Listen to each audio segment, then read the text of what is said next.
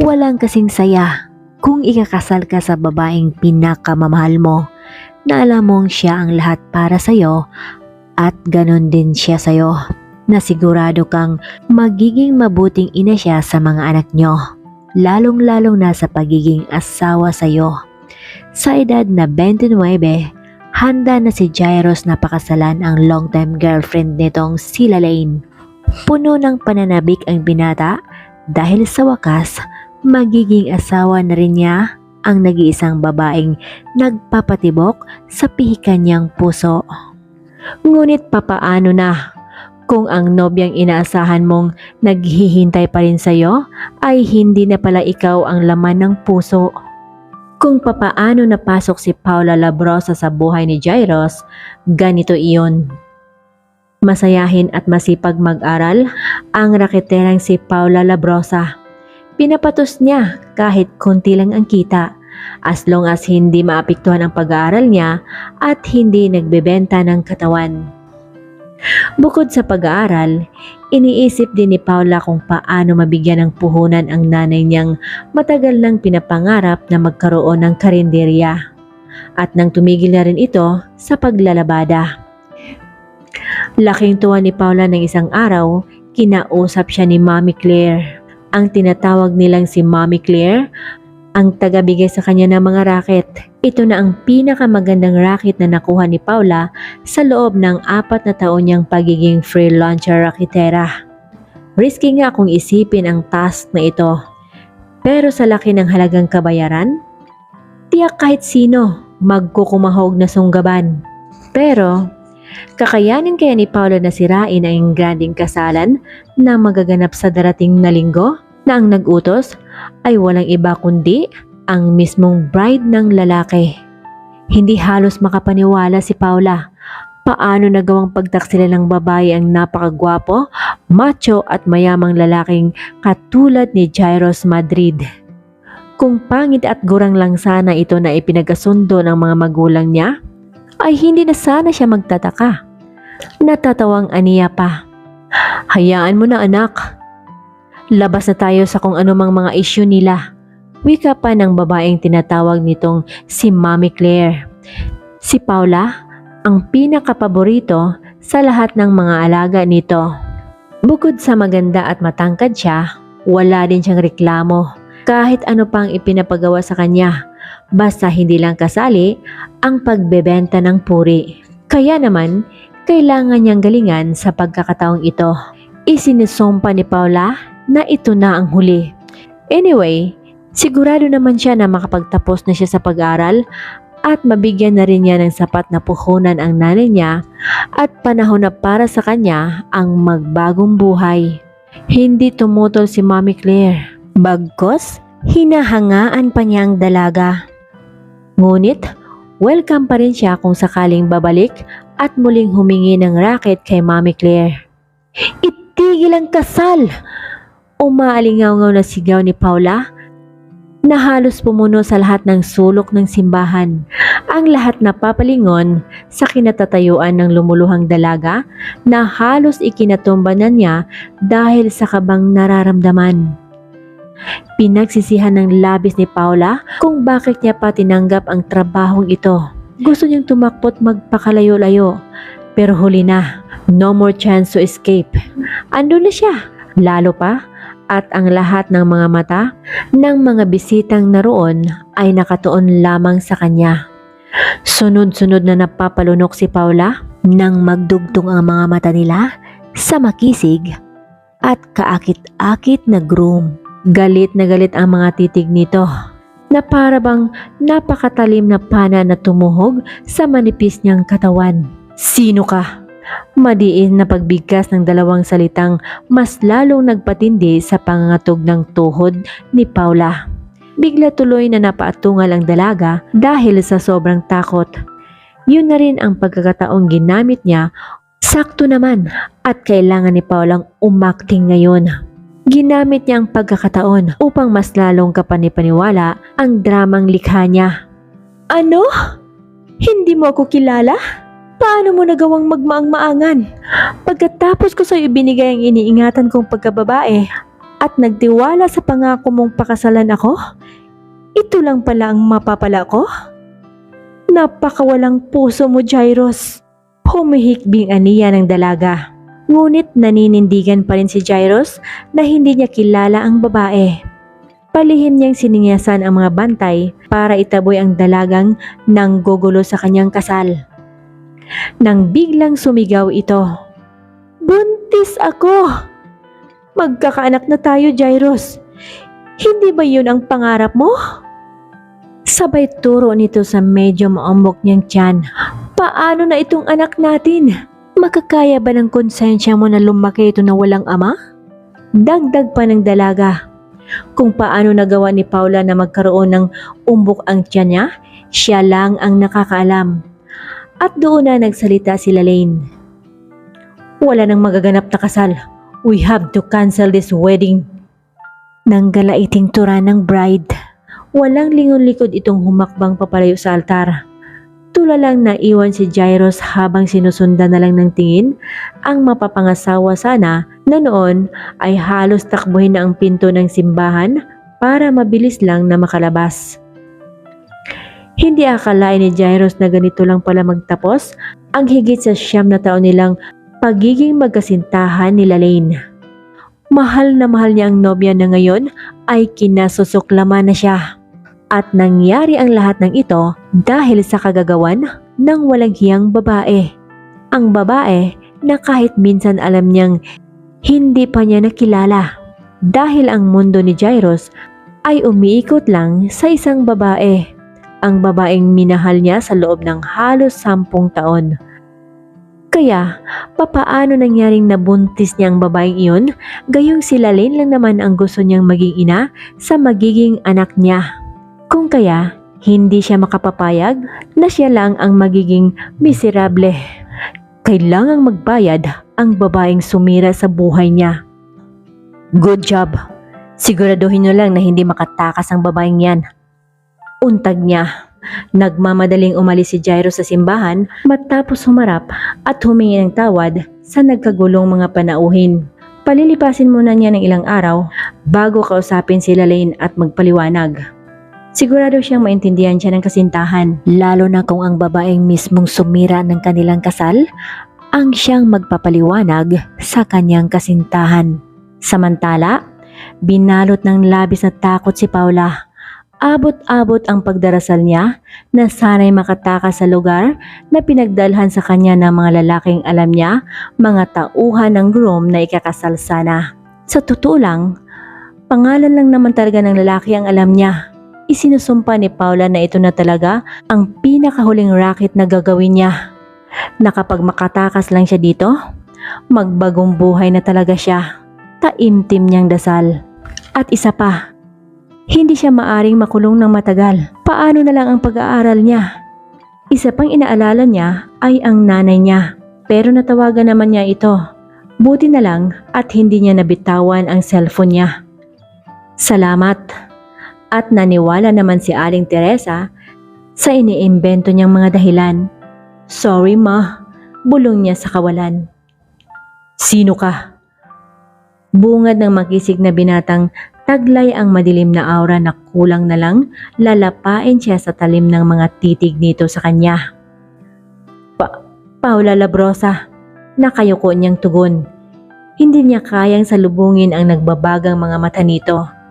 Napakiramdam niya, isang konting pagkakamali niya lang, siguradong paglalamayan siya. "Hindi pangalan mo ang tinatanong ko. I don't care who you are. Sino ka para sirain ang kasal ko?" Sigaw nito sa pagmumukha ng nangangatog na dalaga. Hindi nakasagot kagad si Paula. Ano bang dapat niyang sabihin? Muli ba siyang magsisinungaling? O ikumpisa lang totoo? Bigla na lang nasabi niyang katotohanan nang makita niya ang baril na hinugot mula sa kanang bahagi ng bewang ng lalaki. Ngunit mas lalo pang naggalit ang lalaki matapos isiniwalat ni Paula ang buong katotohanan. Paano siya paniwalaan ng lalaki kung ang itinuro nitong salarin ay walang iba kundi ang mismong bride supposed to be nito? "Liar!" untag ng binata. Hindi naniniwala si Jairus, o mas tamang sabihing hindi niya kayang tanggapin ang katotohanan. Paano magawang sirain ni Lane ang sarili nitong kasal na alam ni Jairus kung gaano pinananabikan ng nobyang darating ang araw na ito? Sa kabilang banda, nakasakay na ng eroplano si Lane kasama ang lalaking ipinalit nito kay Jairus. 3 taon na pala niyang naging lihim na karelasyon ang lalaki. Sa lalaking iyon natagpuan ni Lane ang tunay na ligaya, lalong-lalo na pagdating sa kama. Si Jairus kasi, trabaho ang priority. Nais kasi ng binatang secure na ang future nila before they're going to settle down. Naunawaan naman ni Lane noong unang mga taong nagdaan. Maging siya man, sinusubsob din ang sarili sa trabaho para yumaman. Actually, 5 taon lang naman sana ang napagkasunduan nila. Pero itong si Jairus, hindi pa rin handa pagkatapos ng 5 taon. Nakiusap ang binatang iurong ng 2 years ang napagkasunduan nila. Hindi may tatago ang pagkadismaya sa mukha ni Lane, ngunit walang itong nagawa kundi ang pumayag pa rin. Sa totoo lang, sapat naman na sana ang naipon nilang magkasintahan para mag-umpisa ng bagong pamilyang pinapangarap nila. Ngunit, muli na namang humirit ng another 2 years ang binata, na siyang labis na ikinapanlulumo ng dalaga. Wala nang itong halos panahon sa kanya, tapos eto, muli na namang humingi ng another 2 years na extension? Doon na nakaramdam ng pag-aalangan si Lane. Mahal ba talaga siya ng nobyo? Malungkot niyang ani. Hanggang sa nakilala niya si Brandon. Si Brandon ang pumuno sa lahat ng pagkukulang ni Jairus sa kanya. Subalit, hindi pa rin niya kayang bitawan si Jairus ng basta na lang. Mahal na mahal pa rin niya ang nobyo hanggang sa hindi na malayang lumalim ng lumalim pa ang lihim nilang relasyon ng lalaki. Naramdaman na lang nila Lane isang araw na mas mahal na pala niya si Brandon kaysa tunay nitong kasintahan. Walang stable na trabaho si Brandon. Ngunit baliwala para kay Lane iyon dahil kaya naman daw niyang buhayin ang lalaki. Basta ang mahalaga sa kanya, maligaya siya sa piling ng lalaki. Nakilala lang naman niya si Brandon sa tabi-tabi. Pero para kay Lane, hindi matutumbasan ng pera ang ligayang ipinadama ni Brandon sa kanya. Sweet ito at palaging nariyan sa tuwing kinakailangan niya. And of course, wild in bed na siyang gustong-gusto niya sa lalaki na hindi niya naranasan kapag si Jairus ang kaniig. Maging ang mga kaibigan ni Lane, hindi sang-ayon sa naging desisyon niya. Nakikita ng mga kaibigan niya ang hindi kayang makita ng kanyang mga mata, ngunit mas piniling magpakabulag at bingi pa rin ang dalaga. Tuluyan ang nalunod si Lane sa pag-ibig sa lalaking pera lang ang habol sa kanya. Nahalatang halata naman, kung kaya nagawa pa niyang magbayad ng tao para lang sirain ang sarili nitong kasal na hindi malalaman ng mga tao na siya ang may kagagawan. Nasunod nga ang gustong mangyari ng babae. Ang walang kamalay-malay na si Jairus ang lumabas na manluloko. Tinanggap ng inosenteng si Jairus ang lahat ng kahihiyan na inabot sa araw na iyon. Sa kabilang banda, naging manhid ang puso ni Jairus. Nakalimutan niya ang salitang awa. Binalot ng puot at galit ang puso niya matapos mapatunayang tama ang sinabi ng kawawang si Paula. 3 gabing walang awang pinarana si Jairus kay Paula ang labis na galit. Nauna nang inanunsyo ng dalagang buntis ito. So, why not na hindi niya totohanin? 3 gabi niyang pinagsawa ang gamitin ang katawan ng walang kalaban-laban na si Paula. Buntis daw ha? Pero ito at berhen pa pala ang dalaga. Sa kabila ng natuklasan niya, tinuloy pa rin ni Jairus ang masamang balak sa babae. Paulit-ulit niya itong inangkin nang walang pag-iingat. Kulang pa yung kabayaran sa kawalang hiya ang ginawa niyo sa akin, untag ng lalaki.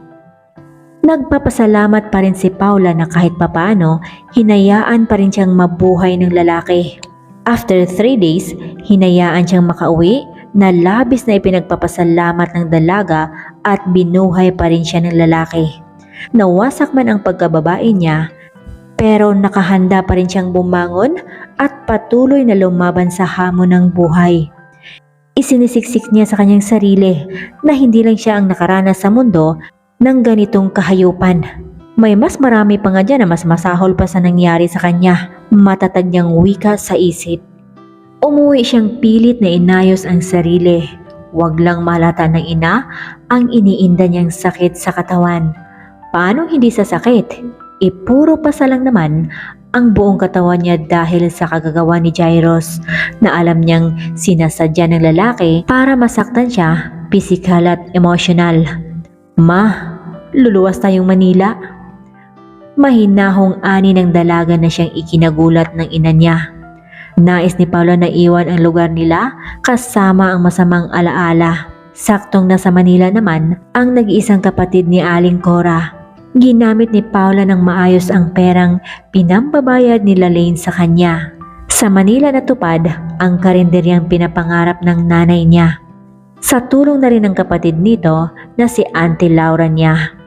Sa paglipas ng mga taon, naging mini restaurant na ang dating karinderya lang ni Aling Cora. Habang siya'y natigil naman ng isang taon sa pag-aaral dahil sa pagbubuntis.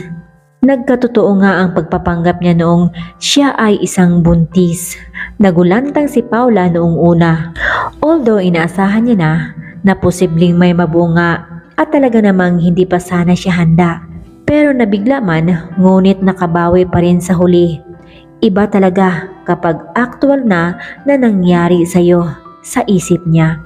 Subalit, ni sa hinagap, hindi sumasagi sa isip ni Paula na ilaglag ang batang pinangalanan niyang PJ. Mahal na mahal nila ng kanyang nanay ang kanyang anak. Si PJ ang tinuturing nilang lucky charm sa kanilang mag-ina. Sunod-sunod kasi ang mga blessings na tatanggap nila simula nung dumating si PJ sa buhay nilang mag-ina. Isang taon na lang, makatapos na rin si Paula sa kanyang pag-aaral. Balak nilang i-expand pa ang kanilang restaurant at magtayo ng iba't ibang branches sa buong bansa. Tahimik at masaya na si Paula kasama ang kanyang maglola na parehong mahal na mahal niya. Nang biglang niyanig sila ng pagsubok. Nang isang araw, nag-cruise muli ang landas nila ni Jairus. Ang Aling Cora Kitchen lang naman ang napiling mag-cater para sa kabubukas pa lang na hotel na pagmamay-ari pala ni Jairus. Nais ng Domino's Hotel na makipag-partner sa Aling Cora Kitchen. Sakto naman at magkalapit lang ang dalawang establishment. No more chance to escape once more para kay Paula. Nakatadhana na talagang magtagpo muli ang landas nilang dalawa. Kaya naman, todo tanggi si Paula. Kahit anong mangyari, hindi talaga niya aminin na siya ang babaeng sumira noon sa kasal ng lalaking kaharap niya ngayon. Mamatay man, never niyang aaminin na siya ang babaeng sinaktan, ikinulong at pinagsamantalahan ng paulit-ulit ng lalaking hayok sa katawan niya, na nagbunga lang naman ng isang kagiliw-giliw na bata. Subalit, hindi naniniwala si Jairus. Kilala niyang babae. Kilala niya ito, maging ang dulo man ng buhok nito. Ngunit pinapalampas na lang muna ng binata iyon. Baka mamaya bigla na namang maglaho ito. Sa isip niya, pasasaan ba at mapapaamin din niya ito sa huli. Sinisigurado niya na mangyayari iyon. May asawa ka na? Diretsahang tanong ng lalaki na halatang atat na atat makibalita. Siguro nakapag-asawa ito ng mayaman sa isipan ng binata. Kaya nga nito pinatulan ang alok nila rin, di ba? Dahil sa pera. Untag niya sa isip, wala ka na doon, Mr. Madrid. Wala namang kinalaman sa pinag-usapan nating business ang personal kong buhay, matapang na sagot ng dalaga. Ngunit sa kaloob-looban niya, takot at pangamba ang nadarama sa mga titig pa lang ng lalaki. Ramdam niyang may binabalak ito sa kanya. Kaya naman, gagawin niyang lahat, wag lang malaman ito ang pinakatago-tago niyang sekreto. Samantala, hindi maipaliwanag na saya ang nararamdaman ni Jairus patapos muling makaharap ang pinananabikang babae. Oo, hinahanap-hanap niya ang babae na siyang hindi naman niya mahanap sa loob ng 4 na taon. Hanggang sa napagtanto niyang mahal na pala niya ang babae. Gusto sana niyang itama ang pagkakamaling nagawa, ngunit paano niya magawa kung bigla naman itong nawala? Laking panghihinayang niya ngayong muli silang nagkita, ngunit hindi na pwede dahil may asawa na pala ito. Ngunit hindi siya makakapayag na mananatili siyang miserable dahil lang sa isang babae. Inamin niyang naging miserable ang buhay niya simula nung nakilala niya si Paula. Hindi na kasi niya nagawang tumingin pa ng iba pang babae. Ang presensya ni Paula ang palaging hinahanap-hanap niya. Ngunit eto ngayon, parang pinagpipira-piraso ang puso niya nang malamang maligaya ng babae sa piling ng iba. Kabaliwan man, ngunit kailangan niyang maaga ang babae sa piling ng kung sino mang Poncio Pilato ang asawa pa nito. Aagawin niya ang babaeng unang naging kanya. Wala siyang pakialam kahit sino man ang masasagasaan niya. Tinitiyak niya iyon. Katok ng sekretarya niya na nagpabalik sa naglalakbay niyang diwa. What? Untag niya. Nasa labas po si Miss Lalaine, sir. Tugon nito. Nagpantig ang tenga niya sa narinig. Tell her, go to hell! Sigaw niya. Ang kapal ng mukha. Ilang beses niya na ba itong pinagtabuyan? Hindi man lang nakadama ng kahihiyan. Sa isip niya, never mangyayaring tatanggapin niya pang muli ang dating fiancé. Although at napatawad niya na ito, pero hindi ibig sabihing makipagbalikan pa siya dito. Madiin niyang pagtanggi sa isip. Abot-abot ang pagsisisi ni Lalaine. 1 taon lang itinagal ang relasyon nila ni Brandon.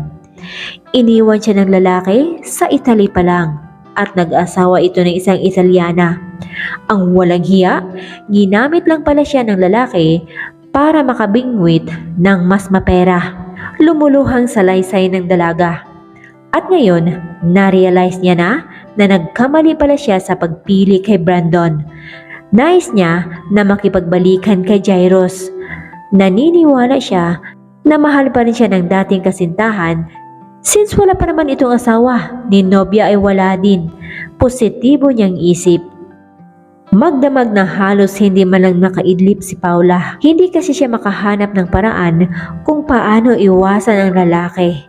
Oo nga, at taon ang lumipas, ngunit ang takot niya sa lalaki nananatili pa rin. Kaya naman, buo na ang desisyon niyang wag na wag umamin. Total, hindi naman siya kilala ng lalaki. Ang daming taong magkakamukha sa mundo, di ba? Pangungumbinsi pa niya sa kanyang sarili. So, kung ayaw mong umamin, pues, idadaan natin sa magandang usapan. Nakangiting ani pa ni Jairus na animoy kinikilig pa sa naisip. Liligawan niya ang dalaga. Final desisyon. Lalo pa noong malaman niyang wala pa pala itong asawa. Lihim niyang ipina-background check ang dalaga matapos na hindi niya nakuha ang tamang kasagutan sa kanyang mga tanong. At syempre, nagdiwang ang puso niya nang malamang single pa pala ito. Ni boyfriend, hindi nagkaroon. Natatawa niyang wika sa sarili. And so, he is very sure na siya talaga ang ama ng 3 years old baby boy nito. Kung kaya, sinisigurado niyang mapapaibig ang mailap na dalaga. Naninibago si Paula sa ipinapakitang ugali ni Jairus, which is ipinagpapasalamat naman iyon ng labis ng dalaga. Malamang naniniwala na itong hindi talaga siya ang babaeng sumira sa kasal nito 4 years ago. Oo nga at nanahimik ng binata. Kaya naman, pinipilit niya ang sariling pakikisamahan ng maayos ang lalaki kahit ang kabang patuloy na bumabayo sa puso niya ay naroon pa rin. Kahit sabihing ibang Jairus na ang nakakaharap niya ngayon, napakahirap pa rin iwaglit sa sistema niya ang hirap na dinaranas niya sa kamay ng lalaki noon. Nagulat si Paula at halos hindi makapaniwalang may mabuting katangian palang nakatago sa sulok ng katawan ng halimaw na lalaki. Ngunit magkaganon pa man, hindi pa rin lubusang nagtiwala si Paula. Nag-click ang tandem ng dalawang establishment na labis namang ikinatuwa ni Jairus. May dahilan na siya para mas lalong mapalapit sa dalaga. Sisiguraduhin niya na makuha ang tiwala ng dalaga. Tiyaga lang, Jairus, untag niya sa isip. Hindi nakaligtas sa mga tenga ng mga marites ang kumakalat na chismis. Alam ni Paula na siyang pinag-usapan ng kanyang mga tauhan na siyang mas lalong ikinapula pa ng kanyang mga pisngi. Ngunit ano pa bang magagawa niya kung magkasosyo nga sila sa negosyo, habang si Jairus sobrang nag-i-enjoy sa mga nangyari. Kinampihan talaga siya ng tadhana. Masaya niyang wika. Hindi naman kailangang araw-araw ka narito sa restaurant, Mr. Madrid. Ako lang sapat na dito. Mayabang niyang ani. In fact, pwede naman itong magstay sa sarili nitong hotel kung saan nasa malapit lang naman. Pero ang loko, dinadala patuloy ang mga paperworks nito sa mismong restaurant ng dalaga. Nirenovate daw ang office niya. Wika pa nito hanggang sa tuluyan na itong doon na nag-opisina sa mismong opisina pa talaga ng dalaga.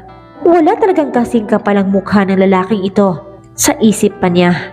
Samantala, tuwang-tuwang sinasakyan ng lalaki ang kumakalat na maling balita tungkol sa kanila ni Paula. Pasasaan ba't mahulog ka rin sa akin? Natatawang wika nito. Lahat ng uri ng panliligaw ginawa na ni Jairus. At tila ba, totoo na nga ang kasabihang kung may tiyaga, may nilaga. Ang masungit at mailap na si Paula ngayon ay natrap na rin sa bitag ng binata. Ang chismis naging totoo na ngayon na siyang ikinatutuwa naman ng lahat ng mga empleyado sa restaurant dahil bagay na bagay naman daw talaga ang dalawa. Hindi na pinilit pa ni Jairus ang sarili para ipakilalang siyang ama ni PJ. Tama na muna para sa kanya ang maging ama-amahan lang sa bata, na alam niyang siya naman talagang ama nito. Ang mahalaga para sa kanya ngayon, kapiling niya na ang kanyang mag-ina. Mahigpit ang security sa araw ng kasal ni Paula at Jairus. Nagkalat ang mga bantay sa paligid ng simbahan maging sa reception man. But of course, hindi pa rin apektado ang pinakamasayang okasyon sa banta ng panggugulo ni Lane. Hindi mapapayagan ni Jairus na magtagumpay si Lane sa masamang binabalak. Natapos ang pinakamasayang araw ng mag-asawa na walang balakid na nangyari na labis na ipinagpapasalamat ng bagong ikinasal. Baka nga hanggang banta na lang sila Lane. Pero iba pa rin kung may pag-iingat at palaging nakahanda. Wika pa ng lalaki. Wala nang mahihiling pa si Jairus. Ngayong nakapiling niya na ang pinakatinatanging babae kasama ang bibong-bibo nitong anak kung saan carbon copy lang naman sa kanya. Hindi siya mapapagod na ipapadama sa asawa ang wagas at tapat niyang pag-ibig dito habang buhay.